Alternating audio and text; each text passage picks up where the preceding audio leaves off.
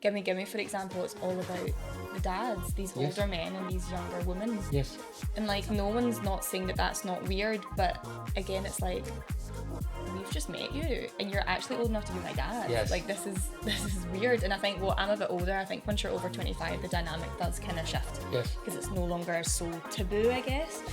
But when you've got the 19-year-olds in the cast who are just like, ugh, and then, you know, go lap dance a dad, and it's like, yeah. what? Today's guest is the incredibly talented Leia Desjacques, whose breakout role came when she was cast as the leading lady Sandy in Grease, and she's currently in the West End in the feel-good show Mamma Mia. Please welcome Leia Desjacques. Leia, welcome to Intimacy 360. It's amazing to have you here. Thank you so much for having me. Oh, it's an absolute pleasure having you here. As a young performer, you've played some incredible parts. You played Sandy in Grease. You literally just finished first cover as Sophie in Mamma Mia in the West End. Yep. You had your last show last night, I believe. I did. Very, very emotional, but pleased that I've done it. Very grateful. Oh, I mean, that's incredible. And, you know, these are like, you know, big leading roles. You know, there's a lot going on there and a lot to unpack there. How do you navigate when you get a script and you maybe looking at a character and then you start looking at is there an intimacy element to it? How do you sort of tackle that yourself? Is there a process when you're working towards building up a character when you're looking at the intimacy journey of that character? Yeah, I think a lot of it is just trust with your partner. I think that is the main thing for sure. Your scene partner or... I have with whoever you need to do the intimate stuff with. I think that is so important to have that foundation there, and then you can just kind of grow from that and see how that is. I think in my experience, a lot of the intimacy stuff has just sort of been maybe not brushed aside so much. It's sort of like spoken about, and it's a very quick, can he touch you, can she touch you, go. And then it's like, okay, but you still haven't, you know, I still am gonna have to kiss this person. This, especially in Leo, your love for Sophie, you know, the skies have to come on top of you. Yes, like, that's a whole thing if you don't know that person. Yes. So for the first time, that's very like, ooh, okay. So I think for me, I tend to take it upon myself. Yes. Obviously, intimacy direction in live performances is still relatively new. It's a little bit further ahead in TV and film as an intimacy coordinator. Yeah. But I do know there's tons and tons of shows that still don't have intimacy directors. But to say, so I just saw Slave Play. Have you seen it? Incredible. Unreal. Incredible. So and I they was have like, an intimacy director yeah, on that. Yes, they do. How can you not for something absolutely. that happens like that? If you've seen it, you'll know what I mean. But I was watching that with my partner, as in my flatmate, sorry. That sounds like I've got a secret partner. Just my flatmate. And we were just like, what was the rehearsal process like for that? Because if they didn't have, if they didn't have that bond and that trust and that coordinator, how could you ever get to that place? Because that was so and I know that's the extreme level of the spectrum of how it goes. Yeah. Like Sophie and Sandy are nowhere near that. But at the same time, it's still very But thankfully, because like you said, you know, I mean, you came straight out of college and went into playing... I was just about to say. You went straight out of college and went into playing Sandy lead roles, and you've gone straight from that to playing lead roles in, like, you know, being like first cover and being on a lot for Sophie and playing those roles. And, you know, and it doesn't, you know, you've been in the industry a number of years now, but, you know, hopefully, I mean, sometimes you're going to go into a job straight out of college and you could end up really, really in scenes of full-on intimacy, semi-nudity, simulated sex, all these, you know, wonderful moments in storytelling. But if you haven't got procedures and protocols and conversations there, it can be quite hard to navigate. Totally. And when you're so wee and fresh out of college, I think your thing is very much like say yes to everything. Like you're very, do you know that way? Because you want to please everyone. You want to get the job. Exactly. Natural reaction. Everyone does. And it's harder to, but then it's harder to set the boundaries because you don't know and you don't know what it's meant to be. And I think I had quite a lot of that with my first few jobs. I was like, oh, I actually don't know that I have a voice and I can actually say. Or you don't know because you, in the sense that you don't know you have a voice, but not just that. It's like you go into the industry and you go, oh, is this normal? Or is this, you haven't got a benchmark to go. Exactly. Until you're in a production maybe but it's hard when you go in and you're already going in at leads, or you're in a production where, you know, maybe you've seen other people who are playing lead parts or ensemble parts that are doing intimacy and who've been in the industry a little bit longer. you hear them advocating for yourself, you go, oh, I can have a voice. Such a dancer thing as well, to just be like, grateful, thank you so much, oh my god, you want to slap me, amazing. Like, it's so just that way It's that we're so true. drilled in our brains. I think actors maybe have a slight, like, as if I talk to my boyfriend, he's so much more aware and open about all these things, but Yes. I do think it's a different situation for dancers primarily. Very true. And the more people I've spoke with on Intimacy 360 podcast, is I've spoke to many performers, and everybody who's had a dance background and gone into musical theatre or into straight acting has said the same, that they feel that they have grown up as a dancer. You know, you've been dancing from the age of 2 or 3, and you go through your dance schools, and you go on to further training, you go on, and it goes on and on and on. And throughout that process, a lot of the time, you do just say yes to everything, stand there. You do what you're told and you shut up. Yeah. That's just what it is. You know, 100%. and I do truly hope that that is changing in the industry, Yeah. and there is a much more, healthy, respectful way of working. And this is it. I always think that if you're actually working with, an actor or somebody in musical theatre, or it doesn't matter what, area it is, that if you're working with someone and you're making them feel secure, you've fostered a great environment for them to work in, you've made it an environment that they feel safe, that they can advocate for themselves, have open, clear communication conversations. If you create all of that and somebody feels heard, 9 times out of 10, they go, I actually feel very comfortable to do these things and explore these things that you're suggesting.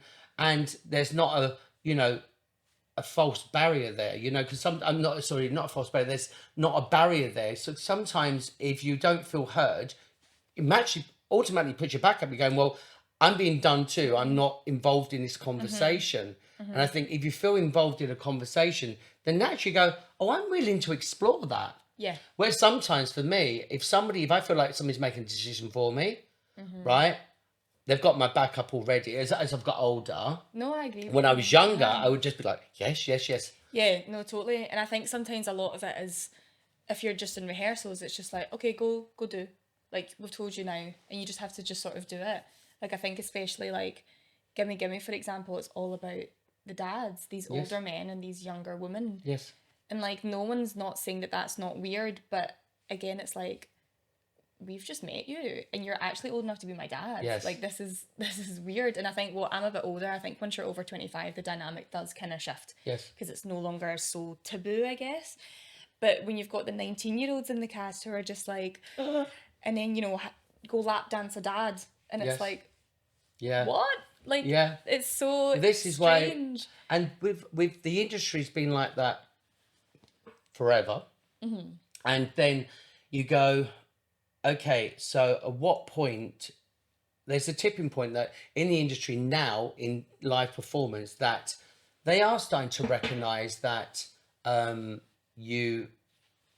that people need more support in rehearsal process. It needs to be given time. So these moments where you go, okay, let's explore this moment with a young actress in a scene, and they actually get, have a conversation, and they feel that they're part of that conversation. Because like you say, okay, just you rock up, go over there, you do this, and there isn't usually much of a conversation. And I do feel that that's starting to change in live performance, but it is quite behind in comparison to TV and film. There seems to be a much more robust practice in place than there is in theatre. As a young actress, when you've had to do any moments of intimacy, do you have any process yourself of getting in and out of character, or even if it's involving intimacy, or do you have any de-rolling process, or are you able to just go jump in and jump out quite easy? What's your process, if you have one? I don't think I can't jump in for sure. Like, I think also me personally, I'm quite like, germs are like a big thing for me. Like, even just holding hands with someone is quite a lot for me, because I'm like, oh, I don't know you. Like, it's that's weird. So I have always, if I ever have had to kiss someone on stage, I make them kiss me off stage, just to break that ice for one. And I'm not talking a big snog, like literally just done. And I'm like, okay, we've now initiated contact. Yes. We've done it. We've both consented. let's move forward. Do you know what Yeah. I mean? So I like to do that, which is a bit, I don't know any science behind it. No, but, like, I've just done that myself. absolutely. Usually when I'm working with two actors and who are going to go and do a kissing scene, I would always start with a peck and build from there anyway. Oh, but I think it's really important though, in those moments, that there's a third party present. So if you're advocating for yourself, which is great, you're advocating for yourself, and you're going, you know, okay, this needs to happen. But I would also always try and advocate to happen in the rehearsal room. Yeah, I've never thought that. Yeah, and make sure that there's a third party present. And where it happens, that kiss happens, is a place of like a rehearsal room, ideally not the dressing room or the corridor or the wings, which, you know what I mean? No, that it's makes hard so to find a much space in a sense. theatre. But ideally, this is a thing that always happens when the show's already up and running, you've had the rehearsal process and somebody new's coming into the show and you've had put-ins and so you're not in a rehearsal process out with, they're having a put-in. So it's about advocating, saying, okay, this is great that we've had the blocking, we've gone through this. Can we just actually have a moment where we can actually explore the kiss and advocate that happens in that rehearsal tech time? Yeah. Like if you have not had a full rehearsal and you just somebody, you know, you sometimes get somebody turn into a show and they just have a put-in on the stage and then they're on. I do think the newer musicals coming about are so much better with that. And I do think as it's going on, like even in auditions, you can see the shift in how it's like, if it's ever any partner work, it's like, everyone meet your partner, everyone consent, everyone say that you don't and what, like everyone does check Which is in. amazing for partner work, part of do, because it is so, because intimacy can be like, intimacy can be emotional intimacy, physical intimacy, and part of do, you know, and there's so many lifts that you can only execute if the hand is in a particular place, because otherwise weight balance is off, all of these things. So we understand why the hand needs to be there to execute that particular step. But like you say, it's nice now that dancers are getting to a place where it's becoming so natural to go, okay, great, so it's okay, and this apply, ask, check in, and we carry on. Because it doesn't have to become a massive big thing, because we don't have a lot of time in auditions. Well, that's the thing. But you're right, the newer musicals coming opening just now, this is it. I speak to friends who are in new musicals like, we've had like clear open communication and process, we've had an intimacy director in the room, we've had conversations, we've had visiting practitioners to speak to the company first and teach them the intimacy guidelines. I mean, these are the things that are starting to happen. But totally, but I think it's so important. But I do think there's something to be said, like even you saying someone to come in and just talk to us, because I remember with Sandy when she does her big reveal, you know, with the cat suit, because it's that iconic thing. Yes, of that she changes everything for a man. For a man, you know, that classic tale that how we should all bad. listen I to. mean, as kids, we all look up to Grease. We love Grease, but when you look at the storyline, she literally goes from a beautiful innocent to dressing and changing and smoking everything to get the man. To please this it's man. not a good story. It's not. It's really. It the really morals isn't. are not there. It's all of its terrible. time. Yeah. And that's what we're calling it. Yes. But I remember like in the first contract, and no one had prepared me for the audience reaction. Yes. And I was so vulnerable because I was just 21. I was just figuring myself out. Yes. And then to have that, you know, quite a vulgar male male gaze. reaction. You get, because you're coming out in this shiny black tights. And it's all eyes on her. Absolutely. Spotlight, you know what I mean? And it's very sexualized because the whole storyline goes from innocence, switch to going black, sultry, smoking, red big lip. curly, red lip. And it's all about, like, you know, her changing and the way. And what's your line as you come out and say? Tell me about it, stud. Yeah, a classic. And you go, exactly. And then the audience do whistle. It's the same as in Dirty Dancing. Oh yeah. Right, where they do the scene where they're actually on the log and he falls off, and in the stage production, and his top opens, and literally you can't hear any dialogue for the next 3 minutes because women are screaming. Well, it works both ways. Yes, exactly. Or when, like on the Full Monty, where they go semi-nude, full nude, and the audience are going crazy and objectifying. Thank you. Objectifying the men on the stage, and that's like a 90% women audience. Yeah. So, and I always think it's quite interesting. When I was working on the Full Monty, and I stood and I was doing a show watch, and I'd watch the audience, I thought, if this was the reverse of like literally 1,700 men going, and it was women doing what on the stage, what the men are doing, people would be quite shocked. Yeah. It's No, an totally. I it's totally an agree. interesting. People don't see that, you know. Well, it's the same with the Dirty Dancing with Yes. the top off thing, because I always felt so weird in that instant, because it's just all, and just like catcall, because if I got catcalled now, I'm like, what's your registration number? Yeah. I'm writing it down. Do you know what I mean? Like, it's that kind of way. But when you're on stage and you can't do anything about it, and you know, and it's and everyone's laughing, that's what always made me feel so weird, because the catcalls and the whistling and whatever people would shout out, and it would be a lot. Like, I'm not saying I'm so beautiful, but it's just because of what's happening in the show. But also within the show, there's that, because when you come out as Sandy, aren't other cast members whistling as well? Is that not in Well, the? that's Is that part of the actual story as well? That everyone's It's creating it. It's part of the storyline as So it's well on built up, stage, and also then people feel they can join in the audience as well. Totally, It's so it's all just, I don't know where the lines are. The power dynamics. But it's just all weird. And I remember thinking. But how do you separate yourself then at that moment, coming off stage as Sandy? You've had all that going on, How do you step out of your character? How do you, as an actress, what's your process of letting that go? Do you have a process? I think my upbringing has a lot to do with it. I think I'm just very like, I know myself quite well, and that is just not me at all. So I'm just quite good at just like complete disassociation, and that's just it. And I'm just like, because even like we had just this meet and greet. This is quite off topic, but we had just this meet and greet, and all the wee girls coming up being like, "Oh, Sandy," and I'm like, don't ever do what she's doing. Like, don't listen to this story. I'm all like, these kids. And I'm like looking at their parents. I'm like, what? Yeah, Like, no. You're like, that character's not a role model. Yeah. Like, don't look up Smoking's to her. really not good. Don't perm your hair. Do you know what I mean? I'm like, don't listen to any of that. So like, I think I always had that in the back of my head. I think like just A responsibility. keeping grounded and just being like, that is just not me. That's that, and this is it. Do you know what I mean? So I think absolutely. I'm lucky I had that, and I think I'm also like, I don't know. I think this sounds really weird, but like, when someone's too like this to me, that makes me go like that. So I'm like, ugh.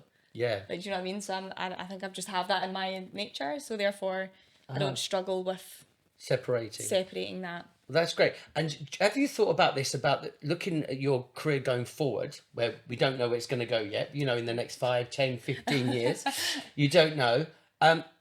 As far as intimacy, and I suppose it may depend on in the context of this happening, have you ever thought about what you may or may not be willing to do? Like, there may be scenes of birthing, medical, intimacy regarding simulated sex, sexual violence. There's all these elements that could come into play in plays, musicals.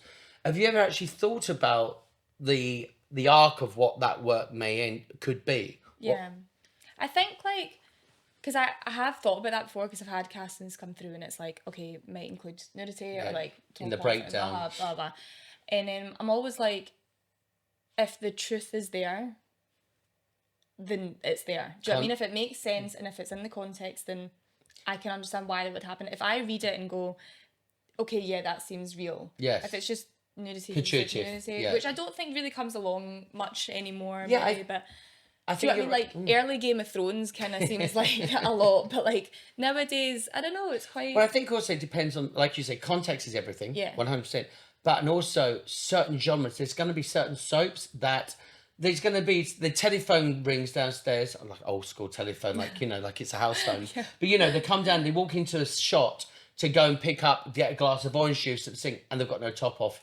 Like, the man's got no top off. And there's soaps like that that's very much about showing body, and you know, it's for teenagers and all of that, and there's certain genres of TV series that show a lot of flesh and whatnot, totally. And it can be quite gratuitous, and I personally don't think that that's bad if that's the genre it is, and you know, going into that's what you expect, and you agree to that. I feel like and I think also is like, I think my generation and generations to come, everyone seems to be really reclaiming their own bodies, which is brilliant. Like, the more people I'm seeing, like women on red carpets with sheer tops, and I'm like, absolutely brilliant. Yes, absolutely. Like, your body, your consent, you're doing great. Absolutely. Which is amazing. So I think I am all for that, and I think I'm also trying to like really be like, love your body. Like, I'm proud of my vessel. Absolutely. Do you know what I mean? So I think I feel quite strongly about that. So I'm like, why would I not show that off? Yeah, You know, if it's in the right it context makes and sense. it's right for you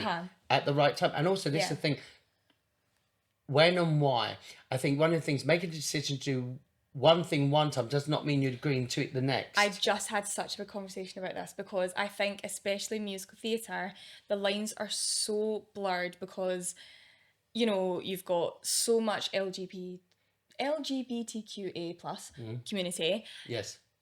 but you've also got the straight guys, and I think the lines are so, and it works for women as well, it's so blurred because it's like, okay, so you can slap your gay friend's ass, but they can't slap yours back, and if the straight person does it to the girl, is it how, where's the line there? Like, do you know what I mean? There's so many of that because we're all walking with our bras on in front of all these guys, so where's the line? Yeah, well, this is it. Well, for me, the line is, this is the truth, and I'm going from as an ex-performer back in the day where we were laying on top of each other in the wings and you know, and all of that, and there was no boundaries whatsoever. But now you have to have boundaries, and even as a gay guy, if a straight friend of mine slapped my ass, it's like, me personally, that doesn't bother me if it's my friend, right? But you've got to be careful because then you're setting yourself up. If other people see that, That's a thing. you then go, oh, okay, that's okay for that person. So I would set boundaries with people going, just don't do that. And to be honest, I'm at an age now that even my straight friends who I've known for 20 years are not going to slap me on the arse. Well, that's the thing. As you get older, you don't, you know, you're at your workplace and at the end of the day, you're going to work. And also, if you're doing a piece of choreography on stage and it's been set, it only lives in that space, in that time on stage. If you come off stage and do the same movement with somebody in the wings or on a night out or in the corridor or in the dressing room, there's an intimate moment that's been set and only should be done on stage, and you do it out with that parameter, you could be fired. Oh, totally. And I agree that you should. But I even find like I've had it happen in scenarios where I know that I'm kissing this person on stage throughout the show. Yes. That is something that we have set kisses. Yes. However, if that person tries to kiss me out of term or within the show, but at a different point, that still throws me. That's like, just because we're doing that consensual one doesn't mean that we can now do this. Well, that's it. Well, that's where choreography with intimacy, any choreography involving intimacy in a show, should be noted down and held with the stage management. And if that choreography of the intimacy wavers from that, then there's conversations to be had because you can't decide to just improvise on the spot and go, I'm just going to throw an extra kiss in. I'm going to grab you here tonight. That's when it becomes very, very dangerous. You need to have that chat because had you know those chats happened backstage, then I would have at least been aware of it. Do you know what I mean? But it's like, had we didn't. Well, those chats should be involving you and a director. Yeah, and or an intimacy director. Yeah, and that would be like, for instance, if I went to see a show, I'm the intimacy director, and suddenly like there's a scene that's evolved and something else is creeping in, I'm going, oh, that hand's a little bit lower than I said. I'd have conversations. They may go, oh, actually, as the characters evolved after the last 6 months on tour, we actually feel that we spoke to the director, we felt that maybe it would be a bit more intimate, but okay, but this needs to be discussed. That means the blocking needs to be changed in the book that's held with the stage management. And then also pass to cover, because it's so... Or no, because every cover to cover doesn't agree, you have to agree to do the same... Yeah, that's true, but you need to have that same conversation to pass it. So we're now doing this, do you feel okay doing that? Like, I think that is so... Each cover has their own boundaries, because Linear's not consent. Just because if you're on for a part, if you're the first cover, second cover, the intimacy that you have with each of your scene partners, if the lead's on or the understudy or the cover's on, it may vary because they may not have the same boundaries. Totally. And that's really important. We realise that one glove does not fit all when it comes to intimacy. Exactly, and that's okay. And no one should be made to feel a type of way for that. I'd love to hear, last question, I'd love to hear if you could give any advice to any young actress coming into the industry now and going to their first rehearsals, could you give any advice about how they may advocate for themselves and have autonomy over their own body? Is there any advice you can give? Yeah, first of all, change career. No, I'm joking. Don't do it. Do it. Run. No, I think know that you're allowed to speak up on what you don't think is right. I think I wish I could go back and be like, no, you're not going to get fired for setting a boundary. Yeah. And if you do, then to hell with that company. Absolutely. Do you know what I mean? Like, I think you just need to know that your voice matters and that you're not being heard. I also think like you don't have to be like, oh my god, do you mind if we could don't, like, you can be so like, actually I don't feel too comfortable with that. Like the way you deliver it is so fine, light and breezy, and you can just set it clear, firm with it, cool, done with, move on. Like if someone tries to take that away from you or make you feel weird about it, that's on them. I really think that. So if you're just like assured in that decision, then I think that is just the thing. I think just really knowing what you would and wouldn't do. I think if you ever struggle with what you wouldn't do, what would you not want to happen to your sibling or your best friend? And then just look at it like that. That's a and good like, way. oh yeah, okay. I wouldn't want that to happen to my brother. Or, do you know what I mean? Like something like that. Or like, I don't know. I think just going forth and the boundaries I'm about to set in this next job, you're not even ready. Honestly, I'm so like, but I do think sometimes you have to go through a weird situation to know how to do that. So you don't take any guilt with you, I guess, as well. Good one. Because there's no point in holding on to that. And yeah, I think I can't think of anything else. There's my pearls of wisdom. I love that. Lady Desjacques, thank you so much for coming to Intimacy 360. Looking at intimacy at every angle. Ooh, I like that. Ooh, thank you. Thank you. Oh, That was so mwah, bless you. That's so great. There we go. Oh my god, baby's first podcast. It's not too scary, is it? Hey, lovely people. Make sure you subscribe and like and press that notification bell to keep up to date with all future episodes.